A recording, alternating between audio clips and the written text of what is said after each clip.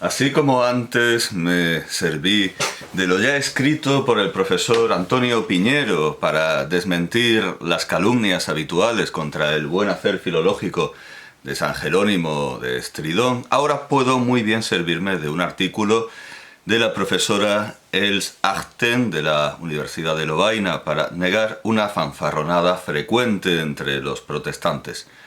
Así empieza su contribución: las traducciones de la Biblia al castellano y la Reforma, una empresa transfronteriza. Sí, lamentablemente tiene un título anglosajón, un título al estilo de la academia, de la agenda de la academia estadounidense, que están cortados todos por el mismo patrón y parecen la parodia de Eurípides en las ranas de Aristófanes. Todas tienen la misma estructura sintáctica y la misma estructura de sentido, algo que no se entiende, dos puntos o un punto, y la explicación de aquello de lo que va realmente el artículo o el ensayo. Bueno, ensayos no, porque esta gente no hace ensayos, hace cosas académicas, que es la ciencia con la demostración, en tanto que el ensayo es la ciencia sin la demostración, según la distinción establecida por Ortega.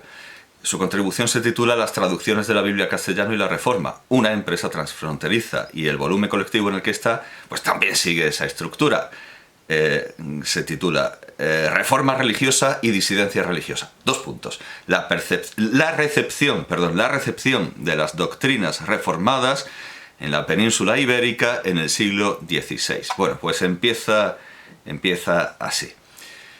Pues, como sabéis, el Nuevo Testamento nunca fue leído en España hasta nuestros días.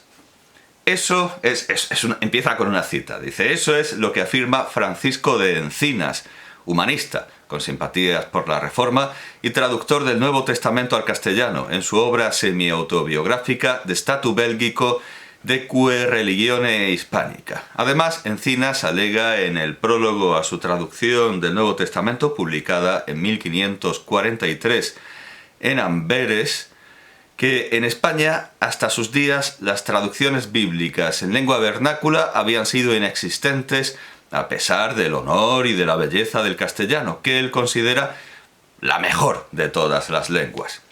El historiador canadiense Andrew C. Goh atribuye esta representación parcial de la posición católica a lo que él llama el paradigma protestante, según el cual a los fieles cristianos se les permitió leer la Biblia en lengua vernácula casi exclusivamente gracias a la Reforma protestante.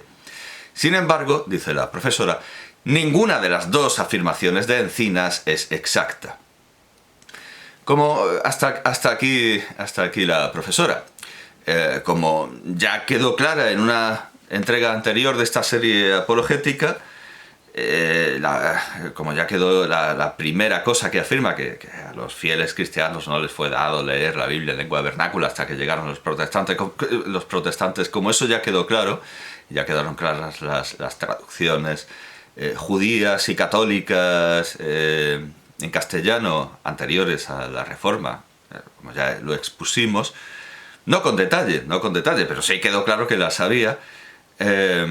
Conviene ahora entrar en detalles acerca de las prohibiciones, que, como también dejamos claro, fueron siempre parciales, temporales y motivadas por coyunturas políticas, religiosas o político-religiosas muy concretas. Como parece que a Gregorio VII le caía bastante mal, luego suavizó un poco su relación, pero pues, en principio era bastante enemigo del rey Bratislao o Bratislav de Bohemia. Perdón, del duque. No. Esto es como lo del condado de Barcelona, no emocionemos, del duque. Bueno, se refiere a él como dux. Dice Els Achten: las primeras prohibiciones de las Biblias tiene un nombre muy breve, por eso lo cito siempre con el nombre y apellido, Els Achten, con G. Las primeras prohibiciones de las Biblias vernáculas en la península ibérica no se hicieron esperar. De entrada, y espero no haberlo leído a la alemana antes y haber dicho Achten, no, pues es de Lovaina. adopten. Las primeras prohibiciones de las Biblias vernáculas en la península ibérica no se hicieron esperar. De entrada, en 1233 fue promulgada una prohibición en el Concilio Provincial de Tarragona, convocado por Jaime I, rey de Aragón. Se trata probablemente de una prohibición local y efímera que solo se aplicaba en la Corona de Aragón y que se dirigía contra los textos de los albigenses y de los valdenses originarios de Languedoc y considerados heréticos. Estos movimientos cristianos que recomendaban la traducción del Nuevo Testamento difundieron numerosos textos en lengua vernácula. 4 años antes, en 1229, una prohibición similar había sido promulgada en el Concilio de Toulouse. En 1317, en un nuevo concilio de Tarragona, otra prohibición local impedía a las beguinas, igualmente sospechosas de herejía, poseer libros de teología o cualquier libro de oración en lengua vernácula. Luego habla de la segunda prohibición, solo supuestas, solo se intuye que hubo una segunda prohibición. Pero esta segunda prohibición se ve contradicha por la traducción de los evangelios y las epístolas que mandó corregir el propio Fernando el Católico. Dice la profesora: generalmente se atribuye otra prohibición civil de traducciones de la Biblia a los reyes católicos, Isabel I de Castilla, 1451-1504, y Fernando II de Aragón, 1452-1516. No se niega la existencia de esta prohibición, pero resulta difícil demostrar su procedencia regia. La prohibición es igualmente atribuida a la Inquisición, vigente desde 1478, quizá con el consentimiento de los reyes católicos. Bueno, evidentemente no está diciendo que quizá la Inquisición tuviera el consentimiento de los reyes católicos. Evidentemente la Inquisición tenía el entusiasmo de los reyes católicos, sino que se refiere a la prohibición por parte de la Inquisición, que sí podía tener, aunque no está claro, sí podía tener el consentimiento de los reyes católicos. Aunque puede que se le fuera la mano como en tantas otras cosas. Pero claro, es cierto que los reyes católicos impusieron la censura de libros, impusieron el tener controlado lo que se editaba y dónde. Sigue la profesora diciendo: no existen pruebas directas de ella, solo declaraciones indirectas posteriores, como por ejemplo del teólogo Alfonso de Castro, 1495-1558, del teólogo y arzobispo Bartolomé Carranza, 1503-1576, o del teólogo Fadrique Furió Ceriol, 1532-1592.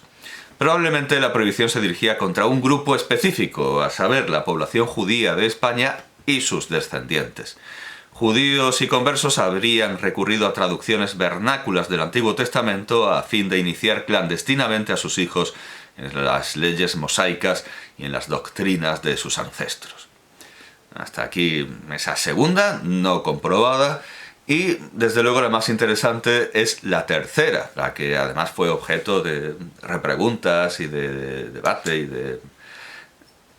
Dice: bajo el reinado de Carlos V, 1500-1558, parece haber sido promulgada una tercera prohibición contra la lectura y la traducción de la Biblia en lengua vernácula en una fecha desconocida, probablemente como una reacción al protestantismo y a sus traducciones del Nuevo Testamento, que prosperaron en España. No obstante, no hay pruebas directas de la existencia de esta prohibición, solo testimonios de contemporáneos, como por ejemplo el de Bartolomé Carranza. Pero es seguro que Carlos V publicó varios edictos contra Lutero y sus adeptos durante su reinado. A diferencia de los siglos precedentes, cuando las prohibiciones apuntaban a miembros de movimientos religiosos como los albigenses o los valdenses y a los judíos, a partir de ahora la atención se centró en la lucha contra los herejes protestantes, en particular contra la presencia limitada de protestantes en Sevilla y en Valladolid y contra la traducción sospechosa de Francisco de Encinas, 1543, que presentaremos más adelante, dice la profesora. Esta traducción figuraba, por ejemplo, en un memorial de libros prohibidos enviado por el Consejo de la Suprema Inquisición al Tribunal de Barcelona el 17 de junio de 1545. Este documento demuestra que las traducciones tendenciosas o hechas por autores considerados herejes en esa fecha se prohibieron, mientras que las traducciones parciales, conformes a las tradiciones romanas, como las del Salterio, las epístolas o los evangelios, no se condenaron. La traducción de Encinas figura igualmente en un memorial de dicho consejo dirigido a los inquisidores de Valencia el 25 de enero de 1546. Batallón, que es una referencia ineludible, inexcusable, inevitable, no se puede prescindir para hablar de los reformados y de sus asuntos de Batallón, como tampoco se puede ni debe renunciar a la lectura de Marcelino Menéndez y Pelayo. Batallón afirma que el 1 de septiembre de 1547 un índice impreso se presentó por primera vez a la Inquisición española. Desafortunadamente perdido, este índice fantasma, como lo llama de Bujanda, era una copia del de la Universidad de Lovaina de 1546 e incluía el mencionado memorial como un apéndice. En 1551, el inquisidor general Fernando de Valdés publicó un índice de libros prohibidos que retomaba el de la Universidad de Lovaina de 1546, es decir, un documento, bueno, iba a decir un documento de una universidad que más bien lo que enseñaba eran los libros que no se podían enseñar en ella, es más bien casi un documento interno, pero no tan interno, porque los dictámenes de la Universidad de París eran bastante potentes. Eso sí, servía a otras universidades para presumir y para publicitarse, diciendo que ellos enseñaban lo que no se enseñaba en París. O sea, quede claro que estas prohibiciones eclesiásticas son siempre parciales, y lo que no se enseña en unas partes se puede enseñar en otras. Pero vamos, que el índice español es eso, una copia del índice de la Universidad de Lovaina. Las versiones vernáculas completas, el de la Universidad de Lovaina con un apéndice, libros españoles. Las versiones vernáculas, dice la profesora, completas de la Biblia fueron prohibidas y severamente perseguidas, pero las traducciones del Salterio, de las epístolas y de los evangelios pudieron continuar circulando libremente. En la práctica, solo fue prohibida la traducción de Encinas. La Inquisición utilizó también el índice de Lovaina de 1550, pero habida cuenta de las preguntas relativas a las ediciones de Biblias prohibidas, se vio obligada a publicar en 1554 la Censura General de Biblias. Después de 1551 la situación se complicó. Tanto la Inquisición como el rey Felipe II tomaron medidas suplementarias contra las herejías y la difusión de libros heréticos. Citemos los autos de fe contra protestantes en Valladolid y en Sevilla en 1559, o también la Orden Real de julio de 1559 que ordenaba a todos los estudiantes españoles de universidades extranjeras que volviesen a España en un plazo de 4 meses. Yo creo que se exceptuaba a los colegiales del Real Colegio de España y quizá los de Filipinas, que también, eso de que volvieran en 4 meses, pues no, evidente. No, pero qué tontería, claro. Universidades extranjeras. No contaba Filipinas, porque era dominio español, por supuesto, pero Bolonia tampoco, porque eran dominios pontificios. No sé si... Claro, no tiene sentido. Y además el Colegio de España tenía sus propios estatutos. Creo recordar que el Colegio de España estaba excluido de esto, de esta prohibición. Creo que esto fue lo que le oí a nuestro rector José Guillermo García Valdecasas, a no ser que se refiriera a otro periodo. No, pero fue con Felipe II, ¿no? A otro periodo de Felipe II, no, realmente no.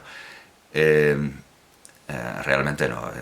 Esto no se aplica al Real Colegio de España. En cuanto a Lovaina, pues no.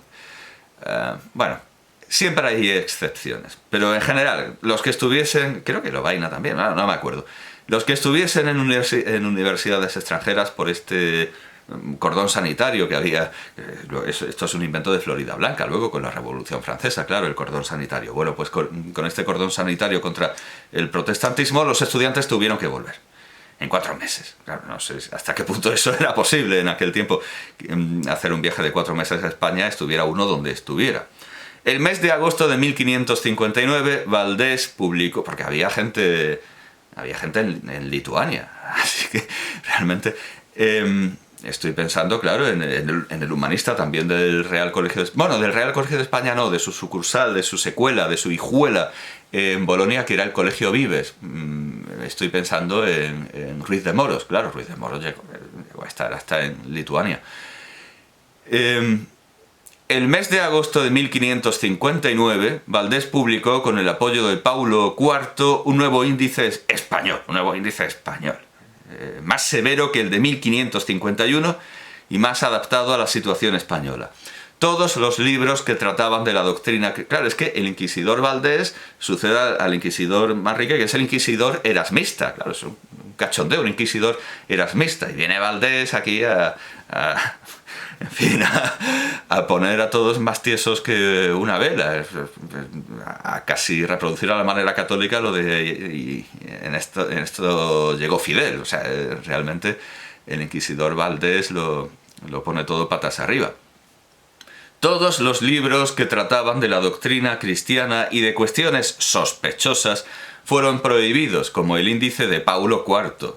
Como en el índice de Paulo IV. No, estaría divertido prohibir prohibiciones, prohibir censuras, lapsus. Todo fue prohibido como en el índice de Paulo IV. A diferencia del índice de 1551, todas las traducciones vernáculas de la Biblia, completas y parciales, estaban en adelante explícitamente prohibidas. El catálogo contenía también diversas disposiciones más generales relativas a la censura de libros.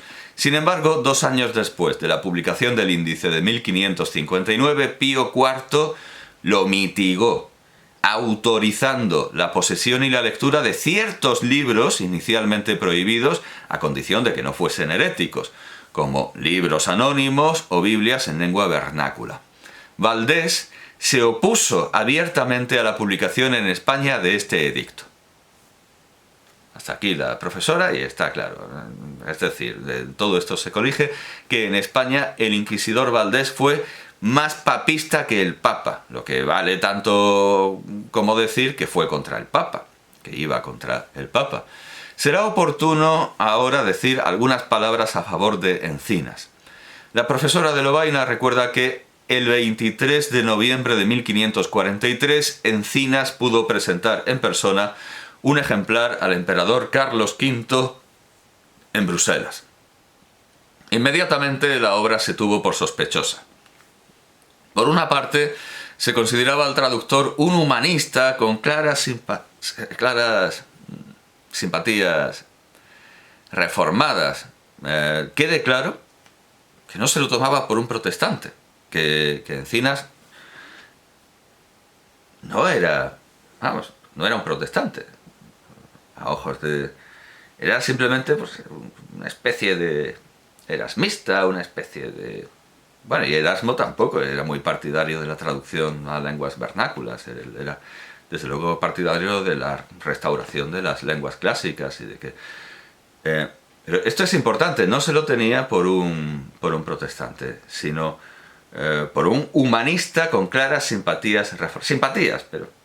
Por otra parte, sigue diciendo la profesora, la traducción, desprovista de autorización imperial, contenía además elementos paratextuales. Claro, una cosa es traducir el texto y otra el comentario. El 13 de diciembre de 1543, Encinas fue encarcelado en Bruselas. Hasta aquí la profesora, y realmente la historia se repitió cuando, volvemos a su contribución, cuando Pérez de Pineda adaptó estilísticamente la traducción de Encinas y la hizo más calvinista. Que, claro, yo aquí, desde luego, discuto o me pregunto hasta qué punto una traducción puede hacerse más o menos calvinista, más o menos protestante. Yo, claro, al enterarme de la existencia de la Biblia del Oso y de que era una Biblia protestante, pues me pregunté, pues yo qué sé, habrán suprimido, si es una Biblia protestante, habrán suprimido el Tues Petrus, habrán suprimido el fundamento de la teoría petrina. No, ahí estaba. Yo no sé hasta qué punto se puede hacer más o menos calvinista una Biblia. Estaría bien que diera algún ejemplo, estaría bien que diese algún ejemplo.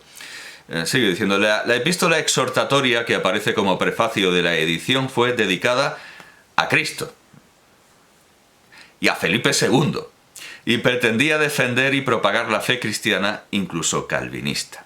Hasta aquí la profesora.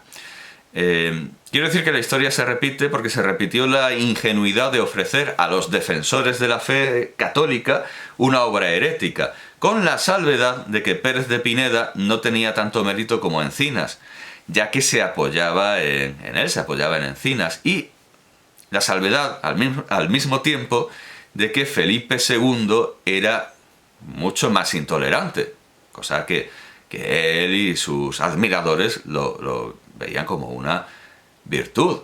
Lo veían, no, lo ven. Todavía hay admiradores de la Inquisición, es un poco cosplay, es un poco admiradores así de baratillo, de disfraz y de lo que ahora se llama en redes, no me acuerdo del verbo, algo así como, bueno, no me acuerdo. No, bueno, es un verbo que pasará de moda. Asumir una postura por esnovismo. Pero no, en aquel tiempo estaban convencidos de que ser intolerantes era a lo mejor que se podía ser. Baltasar Porreño, en sus Dichos y Hechos del señor rey don Felipe II, el prudente, potentísimo y glorioso monarca de las Españas y de las Indias, ofrece este delirante discurso que he repetido ya muchas veces porque es que merece la pena hacerlo. Ardentísimo fue su celo de la religión contra los enemigos de la Iglesia. En esto velaba y se desvelaba y gastaba sus rentas. ¿Qué otra cosa fue tanta importunidad con Flandes y tantos gastos? Si el rey no hubiera mirado más de su provecho, muchos años ha que hubiera alzado mano de ello y con que los dejara vivir a sus anchuras y que se gobernaran por los discursos políticos y filosofía de Aristóteles, Plutarco y Cornelio Tácito y de los modernos Nicolao Maquiavelo, Juan Bodino y otros políticos, hubiera asentado con ellos un ínterin hasta tomarse otro acuerdo por causa superior y le sirvieran como a rey. Y hubo día en que se trató si esto convenía, y dijo un prelado, que importaba más la salud de una sola alma que todo el interés del mundo, y que para eso enviaba Dios la plata de las Indias, para que se gastase reduciendo herejes. Y esta razón se le asentó al buen rey de manera que no desistió un punto de lo comenzado, y en su prosecución consumió su hacienda. Y así el amor de la religión le movió, y no el amor de Flandes, pues por la obra vimos que lo primero que desmembró de su patrimonio fue eso, y lo dejó. Y este amor de la religión le movió a dar guerras sangrientas a los herejes de Francia y de Inglaterra, y no quiso vasallos que no lo fuesen primero de Dios, y esto fue el motivo de las guerras de Flandes y su pretensión a ellas. Y no se sabe qué príncipe del mundo a tanta costa suya haya hecho cosa semejante. Discúrrase por todos los estados de Alemania, Bohemia, Hungría, Transilvania, Escocia y Francia, y apenas se hallará uno que lo haya imitado, y ninguno a tanta costa de su quietud, sosiego y hacienda. Hombre, se diría que más costas pagaron quienes murieron en las sangrientas guerras de religión. Y desde luego todo esto viene de la idea de Santo Tomás de Aquino de que a algunos les aprovechó ser convertidos por la fuerza, porque muchos católicos, además muchos católicos intolerantes, parece una especie de neonicheanos que sostengan que Dios ha muerto, y Santo Tomás de Aquino lo ha sustituido. Aquí el que manda es Santo Tomás de Aquino con sus comparaciones y metáforas capciosas. Porque falsificar la fe es como falsificar moneda. No lo es, y podrían hacerse nuevas comparaciones parecidas. Convertir a alguien por la fuerza es como alimentarlo por la fuerza, como se hace con quienes hacen huelgas de hambre, o vacunarlo por la fuerza en las grandes epidemias, cuando la vacuna es segura, no como en la... Bueno, no hablemos de esto que nos... pero vamos, sí, tiene sentido vacunar a la población por la fuerza para salvar al resto, cuando, ya lo digo, cuando la vacuna está aprobada. Tiene sentido alimentar a alguien por la fuerza, cuando está a nuestro cargo y bajo nuestra custodia, para que el preso no se suicide, pero no es lo mismo creer que tiene que ser voluntario, o es mentira. O es mentira, es casi una blasfemia y una ofensa a la religión tener a alguien convertido por la fuerza. Pero lo que más nos importa es que de Casiodoro de Reina dice Els Achten que parece haber utilizado la Biblia de Ferrara y las obras de Sanctes Pagnini y de Sebastián Castellón, pero también las de Valdés, Encinas y Pérez de Pineda. Y de Cipriano de Valera nos dice que hizo una revisión más calvinista de la traducción, otra vez esto de una revisión más calvinista, de la traducción de Casiodoro de Reina. Sepamos, por lo tanto, poner en su correcto lugar a la Reina Valera, a la Biblia Reina Valera, y conocer su dependencia de las anteriores traducciones de la Biblia, ya sean judías, católicas o protestantes.